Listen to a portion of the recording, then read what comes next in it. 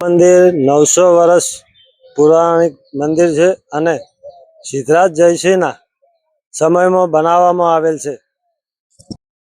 એવી લોકવાયકા છે કે માતાજીએ સિદ્ધરાજને સપનામાં આવીને એક ગઢની માંગણી કરી હતી, પણ સિદ્ધરાજ જયસિંહે માતાજીની માંગણીને ધ્યાનમાં રાખીને એકની જગ્યાએ 2 ગઢોનું નિર્માણ કરાવ્યું હતું. મિત્રો, આ છે મહાકાળીના મંદિરમાં આવેલ સિદ્ધરાજ જયસિંહની પ્રતિમા.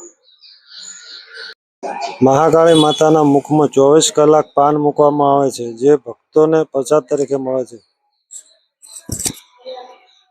પાટણના લોકો માટે મહાકાળી માતાજી નગરદેવી છે અને ખાસ કરીને ચૈત્રી, આસો, નવરાત્રી અને દિવાળીમાં અહીં ભક્તોની ભીડ રહે છે.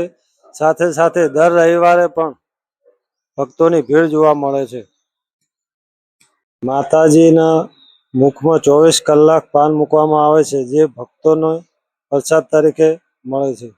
જે આ મંદિરની અંદર તમે નિહાળી રહ્યા છો મિત્રો, ખરેખર આ મંદિર ખૂબ જ અદ્ભુત અને ખૂબ જ જૂનું મંદિર છે, જે તે સમયે સિદ્ધરાજ જયસિંહના હસ્તે બનાવ્યું હોય તેવી પણ માન્ય કથા છે.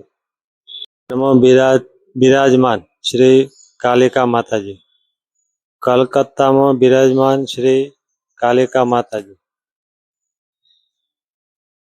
ઉજ્જૈનમાં બિરાજમાન શ્રી ગઢકાલિકા માતાજી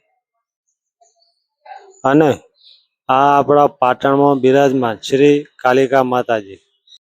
આ પ્રાચીન મંદિર 900 વર્ષ પૌરાણિક છે, જે સિદ્ધરાજ જયસિંહના સમયમાં સ્થપાયું હતું, જે તમે જોઈ શકો છો.